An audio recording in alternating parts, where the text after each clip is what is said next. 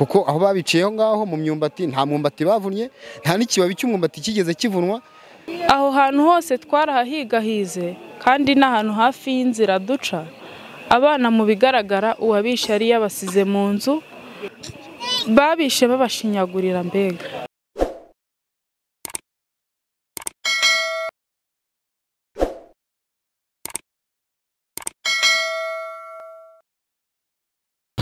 Reka twongere tubahe ikaze hano ku muyoboro wa Pin Rwanda, aho duherereye mu karere ka Ruhango, ni mu murenge wa Ruhango mu kagari ka Munini.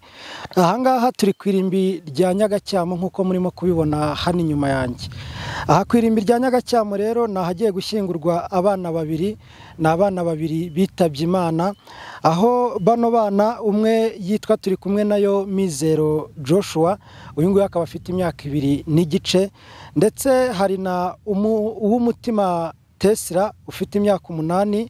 Abangaba bakaba bari batuye mu kagari ka Gikoma, ni mu mudugudu wa Nangurugomo. Akaba ari abana babanaga na nyirakuru witwa Gahongayire Donatille. Urupfu rw'aba bana rwamenyekanye ku munsi cyangwa se bababonye ku munsi wo kwa kabiri, ariko bikavugwa ko abana basigaye mu rugo kwa gatandatu basizwe na nyirakuru, ndetse ngo akaba yarabasize abatumye amabuye y'itoroshi yo kuza kugira ngo baze kumurikisha ninjoro kuko watari kuba ahari. Muri uko kubasiga mu rugo ngo yarabasize, ariko bari buze kuza kurarana na nyirarume n'ubundi bari basanzwe babana mu nzu. Hanyuma mukecuru aza gutaha ku munsi wo kuwa mbere. Ku munsi wo kuwa mbere ahageze rero yasanze n'ubundi abuzukuru be ntabahari. Mu kubaza umuhungu we aho abuzukuru bari, ngo amubwira ko yatekerezaga ko bajyanye nawe aho yari yagiye. Birumvikana uwo mukecuru nta telefone afite, wenda ngo bari kumuhamagara bamubaze niba abana yajyanye nabo. Hanyuma guhera ku munsi wo kuwa mbere rero nibwo batangiye gushaka abana, barabashaka kuwa mbere bwira batababonye, ariko baza kubabona ku munsi wo kuwa kabiri, ariko ngo bababona bari ahantu mu murima w'imyumbati, ndetse bababona bamaze gushiramo umwuka. Uko gushiramo umwuka rero birumvikana inzego z'umutekano zarahageze zikurikirana ibyari byo nuko byagenze, zinaganiriza abaturage, ariko kugeza amagingo aya bikaba bivugwa ko hari abamaze gutabwa muri yombi. Aha muri kubona inyuma rero naho bagiye gushyingura abo bana. Turacyategereje ko abaturage baza kuhagera, ntago barahagera kuko bagiye gufata imibiri y'abo bana ku bitaro bya Kinazi. Bari mu nzira barimo kuza berekeza hano, buriya nibaza kuhagera turi buze kubasha kuganira n'abaturage. Gusa igihari cyo nuko hamaze gutabwa muri yombi abantu 4 bakekwaho kugira uruhare mu rupfu rw'aba bana babiri, w'umuhungu n'umukobwa. Akaba ari abagabo 3 n'umudamu umwe, bakaba bafungiye hano mu Ruhango mu gihe iperereza rigikomeje. Ubwo abaturage nibaza kugera hano rero, hano ku irimbi turaganira nabo tumenye byinshi, ndetse tubashe kuganira n'umuryango wabo babuza babo, ariko kandi dukomeza no kubihanganisha. Twe nka Pin Rwanda turakomeza kuhababera, ndetse byinshi mwibaza ku rupfu rw'aba bana tuzakomeza gukurikirana, n'ibindi bizagenda bimenyekana byose tuzabibagezaho. Amazina nitwa Minani Idrissa. Abana bitabye Imana, umukuru n'uwanjye yitwa Umutima Tesi. Aba bana ngo nyirakuru yabasize kuwa gatandatu agiye gutera intabire muri Nyanza. Noneho aragenda, hari undi muhungu babana w'umuhungu wo mukecuru, amubwira ko ari butahe kare akasigara areba abana. Noneho uwo muhungu yaraje, ageze mu rugo asanga harakinze, akeka ko abana nyirakuru ashobora kuba yabajyanye. Arakomeza ariryamira aho ngaho. Nyirakuru kuwa mbere rero yaraje, aza mu rugo. Ageze mu rugo ashaka ko agira ngo umwana ajye ku ishuri, aramureba aramubura, aramushakisha aho bavoma hose arababura.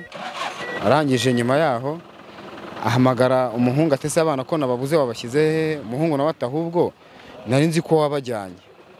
Maze kunga ati nzi ko wabajyanye rero, ubwo kuko umuhungu yaramaze kugaragaza ko yarazi ko bajyanye na nyirakuru, kana nyirakuru nawe akaba azi ko yabasize aho ngaho. Byahise bijya mu gihirahiro, bahita bahamagara wa mugore wanjye, nanjye arampamagara, mpita mbimenyesha RIB. Ukimara kubimenyesha RIB hakurikiyeho iki kugeza ubu? Ni ukuvuga ukuntu twababonye, twama dukoresha ikayi yo kujya kubarangisha kuri RIB kuko RIB dutumye amafoto yabo ngo bashyire ku mbuga nkoranyambaga badushakire. Noneho tumaze gukora ikayi tugiye kujyana kuri RIB mu Ruhango, umuturage araduhamagara ngo muze ndababonye. Turaza turama tutese ubabonye ari bazima. Bo hamagaye mudugudu, twari turi kumwe na mudugudu, turi kumwe n'ubuyobozi bw'umudugudu, aratubwira ati muze ndababonye. Noneho turagenda barabatwereka dusanga baryamye mu mbati babishe. Bari bameze gute bageraho n'abarabashe kuhagera? Nahageze ndi kumwe n'ubuyobozi bw'umudugudu n'abaturage bari bahuruye nabo ngabo bari babashe kubabona. Nasanze agatoya karyamye hasi, umukuru amuryamye hejuru. Ikimenyetso bari bafite wenda kigaragaza ko bishwe? Yego, byagaragaraga ko babishe urubozo ahubwo kuko muri bo hageze bwa mbere bavuze ngo byanze bikunze bashobora kuba bana baboshye. Mbega kandi mu bigaragara nk'umuntu wabishe ntabwo yabiciye hariya, ashobora kuba yarabiciye ahandi anakabazana hariya nyuma kuko aho babiciyeho ngaho mu myumbati nta mwumbati bavunnye, nta n'ikibabi cy'umwumbati kigeze kivunwa. Natwe byaradutunguye byaraducanze rwose. Njyewe nk'umuturage nka papa w'umwana mu Rwanda niba haba ubutabera rwose byanezeza ndamutse menye umuntu wanyiciye abana. Umenye urumva hari ikindi byagufasha cyane wenda n'ubutabera? Oya, n'ubutabera kuko ibi bintu birakabije. Ibintu birakabije ko wayifata abana b'impinja batagize icyo bakugomera abana. Ntago nabona ukuntu mbivuga. Ibi bintu bibabaje cyane. Gusa bibaye byiza bagafatwa bakabihanirwa n'amategeko, ariko bakanabazana mu mudugudu wacu tukababona tukabamenya byatunezeza. Bagahanwa n'amategeko.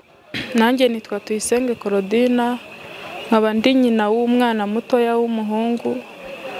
Twaje kugira ikibazo cyo kubura abo bana, twababuze kuwa mbere. Mu bigaragara twaratatse mu baturanyi n'abo banyamuryango duturanye, nta n'umwe wigize udutabara cyangwa se ngo abe yadufasha gushaka abo bana. Kugeza na n'ubu ubona babyitarukije. Njyewe nasabaga ko nk'ubuyobozi mwadufasha gushakashaka abo bantu baba baratugiriye nabi gutyo, ariko njye nkabanyeka cyane abantu bo mu muryango cyangwa se abaturanyi bo hafi aha kari baba bafite uruhare muri abo bana. Kuko abo bana twababuze ku Isabato. Aho hantu hose twarahahigahize kandi n'ahantu hafi y'inzira duca.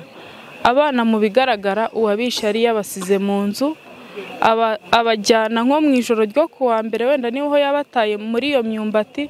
Mu bigaragara abo bana bari mu nzu, bari biciwe mu nzu, babaga mu mazu y'abantu. None se mwabasanze mushaka mwari mwahanyuze? Twari twahanyuze kuko umukecuru ngiye kwahiga yambwiye ko yahaciye ajya kureba ku kariba k'ikinamba bavomeraho. Babishe babashinyagurira. Mbega twakwifuza ko mwadukurikiranira umuntu waba waratugiriye nabi, mukaba mwamuzana nko mu gace dutuyemo mukamutwereka byibura. Uwanjye mutoya yarakiri kwiga kuvuga.